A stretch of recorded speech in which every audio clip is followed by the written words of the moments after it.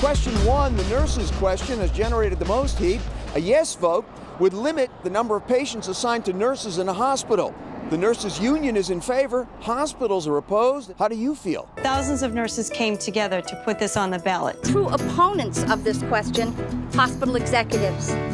I think that it's really important to put the patients first, and as well as the employees. It doesn't sound practical to limit the number of patients that they would be able to see. If it increases the quality of patient care, it is worth the extra cost. I've been a nurse in the emergency department for 16 years, and I'm voting no on one.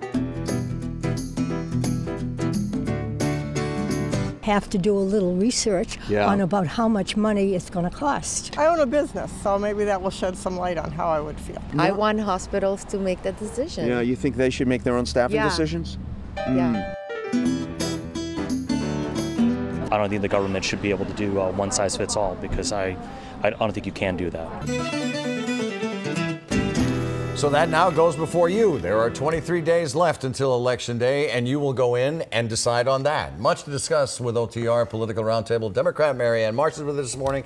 Republican Patrick Griffiths with us this morning. Great to have you guys. So you just heard Ayanna Pressley this morning. She's gotten a lot of headlines, lots of attention since she won.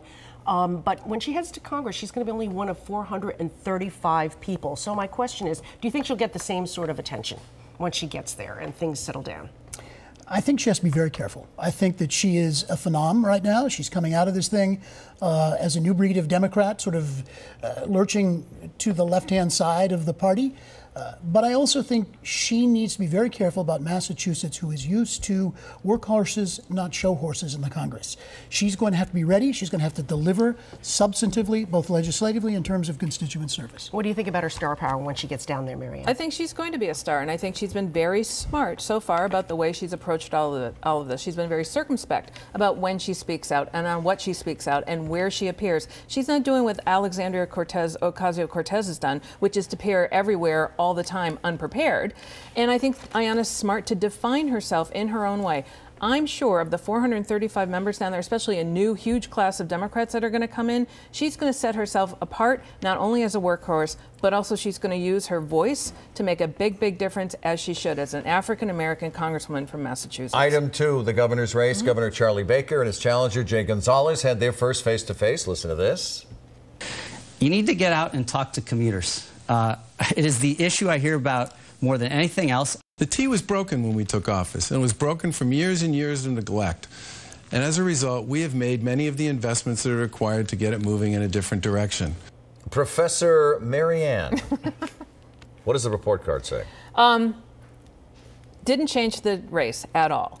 And that's not good news for Jay Gonzalez. He needed a much better performance than he had the other night. Charlie Baker had a much better performance than expected. And I think the thing for Jay Gonzalez that was puzzling, yes, he's got the substance and attacks on Charlie Baker. He does not yet have the standing with voters to make those claims, though some of them certainly accept it. And he still needs to make up ground with Democrats. And the thing that baffled me is every time he had a chance to embrace Deval Patrick, even when Charlie Baker was criticizing Patrick, Gonzalez backed off. And Patrick is very popular with Democrats, especially in Massachusetts, and as he prepares for a presidential campaign. I didn't understand it. Professor Patrick, what do you think? Two things. The optics were terrible.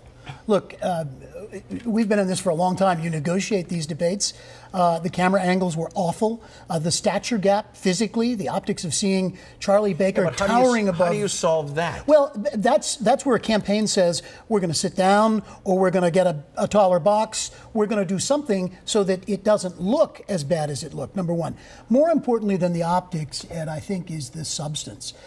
I think that I don't understand what the Gonzalez campaign is all about. This was an uphill fight for a long time, but I don't quite understand. Their attack seems to be to try to make a caricature of the most popular governor in America, try and turn Charlie Baker into Donald Trump. It's not plausible. It's not conceivable. Voters, as Marianne said, don't know this guy, and it's not working. Look, there's 23 days left and 2 debates. And the challenge for Gonzalez is he's got a lot of ground to make up, but the turnout's going to be huge on November 6th, much closer to a presidential than 39 points between them. But where those points are coming from is what matters. I don't think, look, Baker's clearly the front runner by far, but I think it could end up being a closer margin because of that. But Gonzalez has to perform better than he did the other night. Just one quick thing.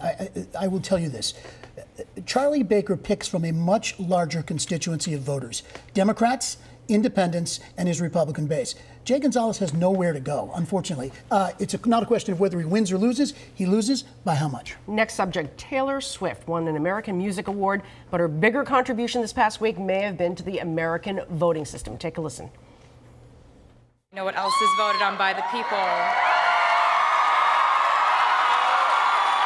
is the midterm elections on November 6th. Get out and vote. I love you guys. So after she endorsed several Democrats in Tennessee and encouraged folks to register to vote, 65,000 people signed up within the first 24 hours. What does this say about our country, Pat? Well, first of all, our country is obsessed with celebrity. I'm really tired of this. I'm tired of Kanye. I'm tired of her. Do me a favor. Make more hit albums, sing, which is what you do really well, and entertain. My other problem is this. Michael Jordan once had a great line about politics. He said, I never get involved because Republicans buy sneakers too. But she did get 65,000 people to register to vote, right? Here's what's more important. She got 2,144 Tennesseans to register to vote in 36 hours in a Tennessee Senate race that is very, very close. Right. And those voters, Bredesen needs suburban women in Memphis, Nashville, Knoxville, and they love Taylor Swift. Let's see if they turn out. They listen to Tay-Tay. Well, exactly. They listen to Tay-Tay, but here's the let's thing. see if they turn out. Everyone, Michael Jordan back in the day was right, but today in the land of Trump, everybody wants everybody to pick a side. I'm sorry, it has to be a quick brush, but a quick brush. Jeff Deal, who has been essentially ignored by the National Republican PACs, is now claiming that he's getting a bit of a Kavanaugh bump here in Massachusetts. Marianne, will this bring him a few more bucks? Maybe a few more bucks, but Kavanaugh's 61-33 here, and so is Jeff Deal. Patrick? She said it. My God, keep this clip. It's true. There's only so much of that little you can get, and I think Jeff Deal has it all. It's again, he's undoing it. He's dealing with a very, very limited turnout of voters who will vote his way, unlike the governor, who picks, as I said before, from a much wider field. That was quick. That was very good.